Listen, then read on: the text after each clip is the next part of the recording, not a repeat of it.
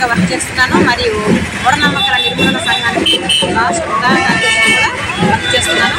ఈరోజు భారత రాజ్యాంగ నిర్మాత డాక్టర్ బిఆర్ అంబేద్కర్ గారి 134వ జయంతి సందర్భంగా మూఢనమ్మకాల నిర్మూలన కమిటీ జాతీయ అధ్యక్షులు ఖైరీ నరేష్ ఆదేశాల మేరకు ఈరోజు బాబాసాహెబ్ అంబేద్కర్ గారికి తన శుభాకాంక్షలు తెలియజేయడం జరిగింది. ఈరోజు ఈ సందర్భంగా నేను ఇచ్చే మెసేజ్ ఏంటంటే, మనకి మానవ హక్కులు కల్పించినటువంటి స్త్రీల పక్షపాతి అయిన డాక్టర్ బిఆర్ అంబేద్కర్ గారు సమానత్వం కోసం పోరాటం చేసి భారత రాజ్యాంగాన్ని రచించారు.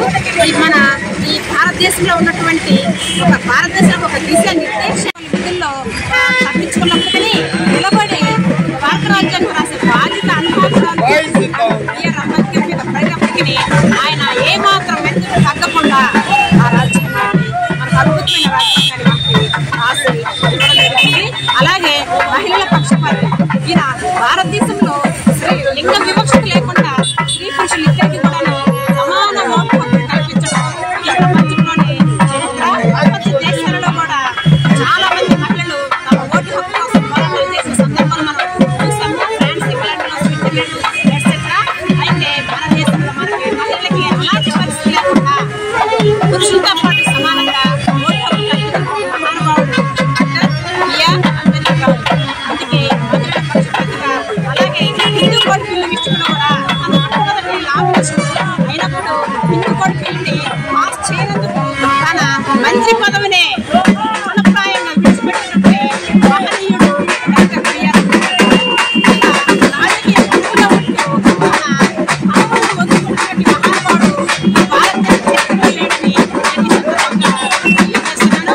అలాగే ఒక ప్రపంచ మేధావే కాదు, భారత రత్న మరియు ఆర్థికవేత్త, రిజర్వ్ బ్యాంకు వ్యవస్థాపనలో కీలక పాత్ర వహించినటువంటి ఆర్థికవేత్త మన డాక్టర్ బిఆర్ అంబేద్కర్.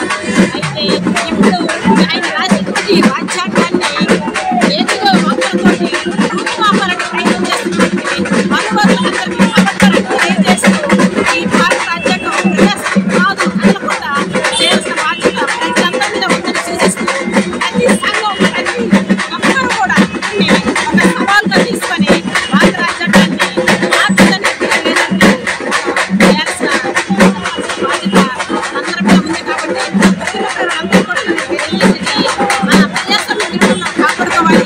సమాజాన్ని నిర్మించే క్రమంలో సమానత్వాన్ని మనము సమానత్వం కోసం అందరూ కూడా పోరాటం చేయాలి.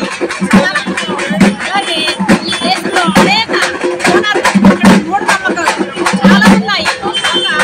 వరదక్షిణ దురాచారాలకనేవి, గుళ్ళలో హత్య చేయడం, గుళ్ళ లోపరాల్లో చర్చిల ప్రశ్నల్లో కూడా ఏమీ తీసుకోకుండా పూజలన్నింటినీ కూడా రూపుమాపాల్సిన బాధ్యత అప్పచెప్పేసి మన ప్రభుత్వాలు రాజకీయాలు చేస్తూ మన ప్రజల్ని పక్కన చాలా బాధాకరమైన విషయం.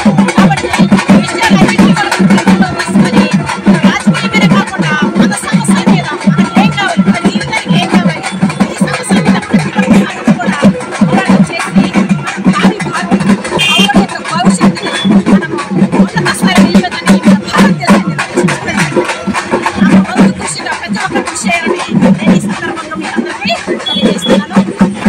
మీకు గాని ఈ వీడియో నచ్చితే లైక్ చేయండి, షేర్ చేయండి, సబ్స్క్రైబ్ చేయండి. మరిన్ని వీడియోల కోసం గంట సింబల్ని ట్యాప్ చేయండి.